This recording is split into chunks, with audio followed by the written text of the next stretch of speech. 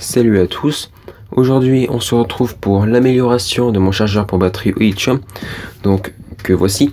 Je vous remettrai ici en fiche avec le petit i la première vidéo, donc la vidéo de réalisation de ce chargeur. Et comme je l'avais dit au sein de cette première vidéo, j'allais faire une amélioration de dernière minute qui était l'ajout d'une petite alimentation variable, mais bon, j'ai pas reçu les composants à temps, donc j'ai pas pu faire tout dans la seule et même vidéo. Donc je fais ça en deux vidéos. Donc voici la petite alimentation variable que j'ai déjà rajoutée. Vous verrez par la suite qu'est-ce que j'ai utilisé tout ça. Donc ici on a un voltmètre, le potentiomètre de réglage et le connecteur de sortie. Donc pourquoi j'ai rajouté cette petite alimentation variable, bon, sachant que déjà le chargeur permet déjà d'avoir une plage de tension assez importante. C'est parce que mon chargeur ne me sert pas uniquement de chargeur pour batterie lithium. Il me sert aussi essentiellement à l'alimentation d'une LED de 100 watts qui tourne aux alentours de 40-50 watts pour fournir la meilleure qualité de vidéo possible. Donc ça permet d'éclairer mon atelier, tout ça. Et cette LED, elle chauffe, donc il faut pouvoir la refroidir. Donc j'ai mis un ventilateur, tout ça, mais je passais par deux alimentations différentes avant, et je voulais tout centraliser en une seule. Donc c'est pour cela que j'ai rajouté cette petite alimentation variable. Alors j'aurais pu très bien alimenter le ventilo directement en 12 volts, mais le problème c'est qu'un ventilo, ça fait toujours un petit peu de bruit, même à fond, même si c'est un ventilateur silencieux, voilà, ça fait toujours un peu de bruit. Donc je préfère régler un petit peu la tension, je le mets aux alentours de 10 volts.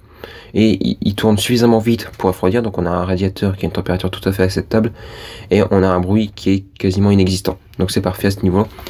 Donc voilà pourquoi j'ai rajouté cette petite alimentation variable. Donc pour la réalisation de cette petite alimentation variable, de quoi allons-nous avoir besoin? Donc déjà pour commencer, l'élément principal c'est cette alimentation Buck Boost que j'ai acheté sur AliExpress. Je vous mettrai ici en fiche avec le petit une vidéo de test d'une précédente alimentation Buck Boost que j'ai utilisée pour un précédent montage. Bien entendu, moi j'ai besoin d'abaisser et d'augmenter la tension, donc j'utilise une alimentation Buck Boost. Si vous, il vous suffit d'augmenter la tension, vous utilisez une alimentation Boost. Et si vous suffit d'abaisser la tension, vous utilisez une alimentation Buck à ce niveau-là. Aussi, je précise, parce que ouais, je les commente à ce niveau-là, mais tous les liens des produits que j'utilise et que je présente en vidéo sont toujours disponibles en description, donc n'hésitez pas à y jeter un petit coup d'œil. Au niveau du tarif, on est aux alentours de 2 €, ce type d'alimentation, c'est vraiment très accessible à ce niveau-là.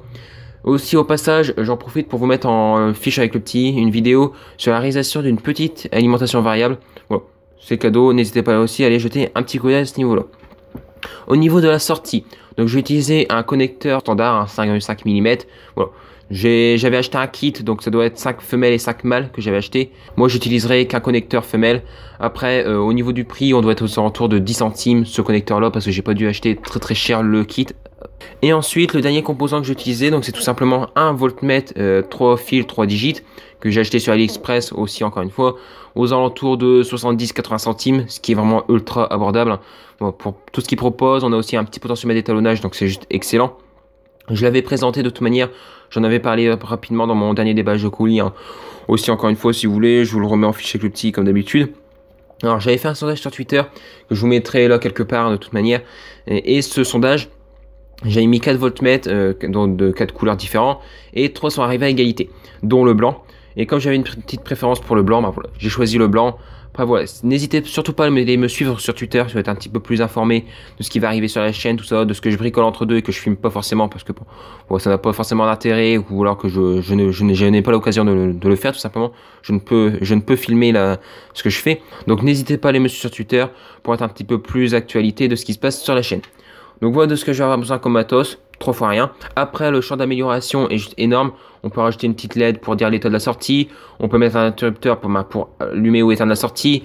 On peut, voilà, il y a vraiment une tonne de choses qu'on peut faire, libre recours à votre imagination à ce niveau-là. Après, comme d'habitude, je réalise tout ça en timelapse et on se retrouve juste après pour parler du schéma et vous expliquer un petit peu le câblage.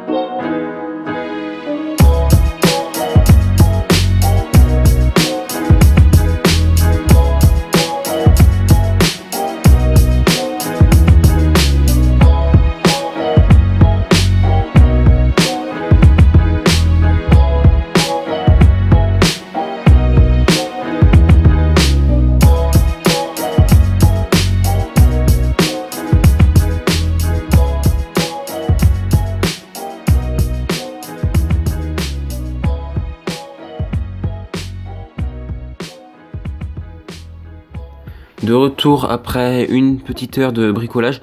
Donc voici un petit peu le résultat. On a le voltmètre, le potentiomètre et les connecteurs 5,5 mm. Bon, après moi ça m'a pris une heure, parce que voilà, je filme en même temps. Mais normalement ça va beaucoup plus vite, hein. Si vous filmez pas, vous pouvez peut-être diviser le temps par deux facilement à ce niveau-là. Ou presque en tout cas diviser par deux.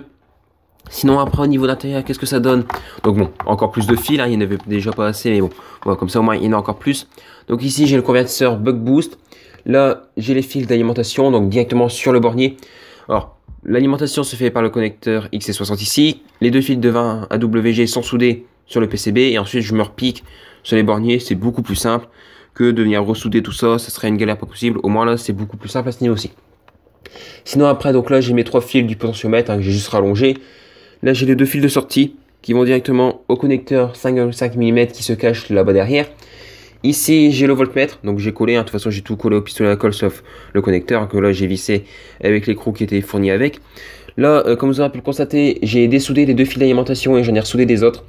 Car j'avais déjà prévu à l'avance d'ajouter ce voltmètre. Et j'avais déjà fait passer un fil qui allait du convertisseur Buck qui mesure une tension de 12 volts ici. Ce convertisseur me permet d'alimenter le ventilateur, permet d'alimenter le voltmètre ici, ainsi que le voltmètre ampèremètre qui est juste là. Au moins, ce convertisseur me permet déjà d'avoir une tension de 12 volts pour le ventilateur, mais surtout d'avoir une tension stable au niveau d'alimentation de ces voltmètres. Voltmètre ampèremètre aussi. Au moins, comme ça, si je viens alimenter en 24 volts, j'ai pas de tension supérieure qui vient être sur ces voltmètres là. Et au niveau précision, je pense qu'on gagne un petit peu quand même. Je pense qu'on est un petit peu meilleur. On ne doit pas être parfait non plus, mais je veux dire, au moins, la tension d'alimentation est stable et ça peut être améliorer un petit peu leur précision. Bon, lui, il n'est pas très précis, hein, je vous dis sincèrement. Voilà. À 12 volts, c'est bon, je l'ai étalonné à 12 volts. Mais par contre, dès que vous augmentez la tension, que vous abaissez la tension, il dévie un petit peu. Il dévie un petit peu, c'est assez chiant. Alors que celui-là, étonnamment, il est relativement précis. Celui-là, il n'y a pas de problème.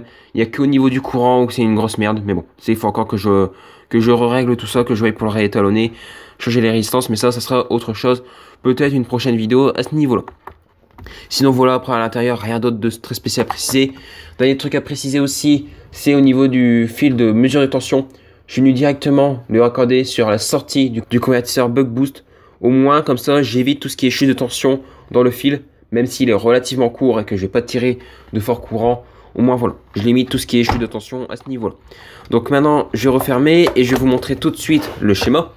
Donc le schéma est d'une simplicité vraiment, je veux dire, rien de plus compliqué à ce niveau-là.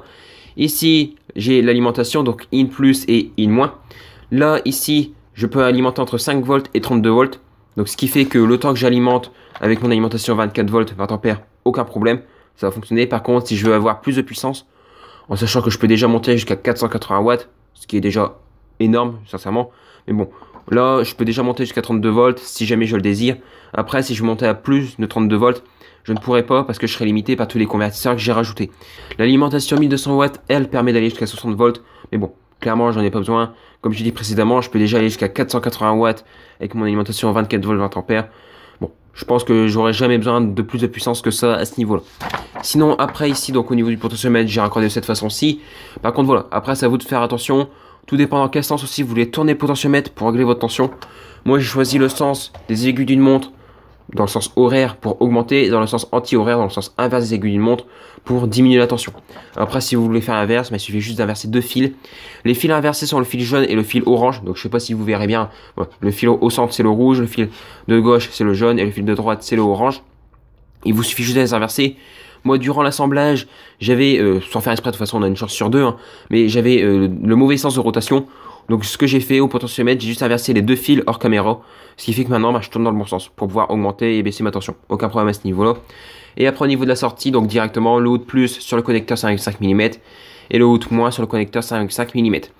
Après, comme j'ai dit, libre recours à votre imagination. Si vous voulez rajouter un interrupteur, tous ces trucs-là, vous pouvez le faire. Moi, je me contenterai de ce schéma pour mon alimentation, surtout qu'en plus j'ai pas beaucoup de place, donc je suis obligé de me limiter à ce niveau-là. Aussi au niveau du câblage du connecteur 5,5 mm, donc par contre il faut que je le retrouve, donc le voici. Il faut faire attention, alors après bon, faire attention c'est un grand mot, mais je vous préfère préciser quand même le brochage. Ici on a le connecteur négatif, donc là ici c'est le moins, le gros connecteur, et les 2 petits connecteurs à ce niveau-là c'est le plus. Voilà. En sachant que moi je les ai raccordés ensemble, je les ai mis tous les deux ensemble, mais sur ce type de connecteur, en fait il y a une sorte d'interrupteur, il y a une sorte de contact pour pouvoir basculer d'une source de secteur à une source de batterie si je me trompe pas. Donc si je me trompe pas, je préfère préciser, de toute façon je préciserai en haut si jamais je me gourre, mais quand on n'a pas de connecteur branché, on doit avoir un contact fermé, donc entre les deux bornes, pour pouvoir passer par exemple par une alimentation par batterie, et dès qu'on vient mettre un connecteur, ça switch sur une alimentation secteur. Je pense que ça fait comme ça dissocie la batterie et ça switch sur une alimentation secteur. Après ça reste à préciser à ce niveau-là, j'ai pas essayé, je vous ai dit, mais bon, voilà, pour vous expliquer brièvement, moi dans tous les cas je les ai raccordés tous les deux ensemble pour faire simple, pour pas me prendre la tête et pour pas avoir besoin de vérifier tous ces trucs là. Après au niveau de la tension de sortie, on doit aller entre 1,5 volts à peu près dans ces alentours là jusqu'à 35 volts. Donc ça va, on a quand même une plage de tension énorme, on a vraiment le choix, donc pas de problème à ce niveau là aussi. Donc voilà, de toute manière comme d'habitude le schéma sera disponible les dernières secondes de la vidéo comme d'habitude à ce niveau là.